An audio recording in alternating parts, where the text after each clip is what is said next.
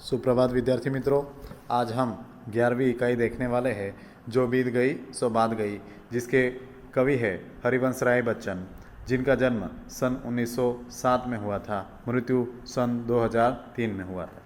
और विद्यार्थी मित्रों, आपको बताता चलूँ कि जो अभिनेता जो है हमारे अमिताभ बच्चन, उनके पिताजी जो है वो उनका नाम हरिवंश राय बच्चन, जो हम आज जो पढ़ने वाले हैं वो उनकी काव्य है।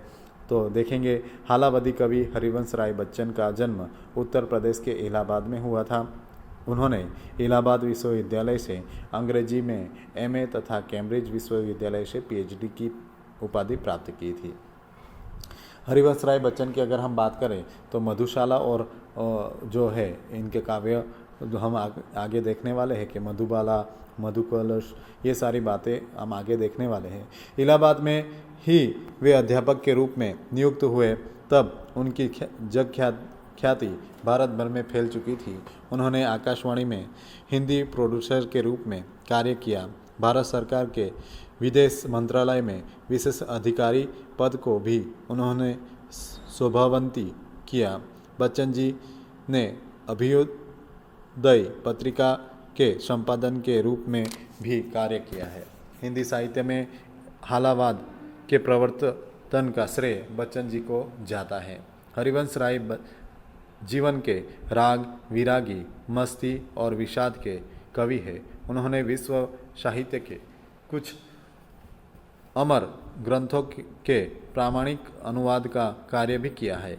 उन्होंने प्रमुख काव्य संग्रह के अगर हम बात करें तो मैंने आपको कहा वैसे कि मधुशाला है, मधुबाला है, मधुकलश है, निशा निमंत्रण है, एक एकांत संगीत है और आकुल अंतर और मिलन यामिनी और सतरंगिणी प्रमुख है। प्रस्तुत कविता सतरंगिणी नामक कविता संग्रह से ली गई है। इस कविता में कवि ने जो बीत गया उसके पीछे व्यर्थ में शोक न करने की बात को महत्व दिया है। जो बीत जाता है उसके बारे में हम ज़्यादातर सोचते रहते हैं, जैसे कि अगर हमारा भूतकाल हो और भूतकाल में कुछ हो चुका है तो हम उसे ही हमेशा याद करते हैं, मगर भविष्य में जो हमारे साथ अच्छा हो रहा है उसको हम देखते नहीं हैं। और इसी कारण क्या होता है छात्र मित्रों कि हमारे जो लक्ष्य है उस लक्ष्य को हम प्राप्त नहीं कर पाते। यही कारण है कि कभी भी मुड़कर कभी पीछे देखना नहीं चाहिए, हमें आगे ही हमारी गति को रखना चाहिए। या फिर वो पढ़ाई हो या फिर जीवन की कोई भी ऐसा उतर चढ़ाव हो, उसमें भी हमें हमेशा यही याद रखना है कि जो बीत जाता है उसे हमें याद रखना नहीं है। तो इस बात को यहाँ पर हरिवंश राय बच्चन ने हमारे सामने रखने की बात की है। तो शुरुआत करते हैं। चलो छात्र मित्रों, जो बीत गई सो बात गई, जीवन में एक सितारा था, माना वह बेहद प्यारा था। जो बीत गई सो बात गई, ये शीर्षक के साथ ही हमें हरिवंश राय बच्चन कहते हैं जो बीत गया है उसे सो क्या है, जो बीत गई सो बात गई। जीवन में जो बीत गई सो बात गई, जीवन में एक सितारा था, मानो वह बेहद प्यारा था। जो एक सितारा था वो बेहद प्यारा था, वह डूब गया तो डूब गया, अंबर के आनंद को देखो। क्या हुआ कि एक सितारा था, अगर वो टूट जाए, अंबर आकाश में से, एक आसमान में से वो एक सितारा अगर टूट जाए तो अंबर के आनंद को देखो और अंबर के ऊपर देखो, क्या कितने इसके तारे टूटे, कितने इसके प्यारे छूटे, जो छूट गए फिर वहाँ कहाँ मिले। पर बोलो टूटे तारों पर कब अंबर शोक मनाता है, जो बीत गई सो बात गई। और ऐसे टूटे तारे, बहुत सारे तारे होते हैं कि जो टूट जाते हैं अंबर से, मगर कभी आपने देखा होगा कि कभी देखा है कि अंबर कभी शोक मनाता है और इस तारों के बारे में हमेशा सोचता रहता है। दूसरे पद में कहा है कि जीवन में वह था एक कुसुम थे, उस पर नित्य निछावर तुम। जीवन में वह था एक कुसुम यानी कि एक फूल के जैसा और उस पर आप अपनी जान छिड़कते थे। वह सूख गया तो सूख गया, मधुवन की छाती को देखो। और मधुवन यानी कि जो अगर बाग होता है वो एक कुसुम होता है, कुसुम यानी कि फूल होता है। उस फूल को अगर सूख गया तो उसको क्या हुआ, वह सूख गया तो सूख गया, मधुवन की छाती को देखो, सूखी कितनी इसकी कलियां, मुरझाए कितने बल्लरिया, जो मुरझाएगी फिर कहाँ खिली।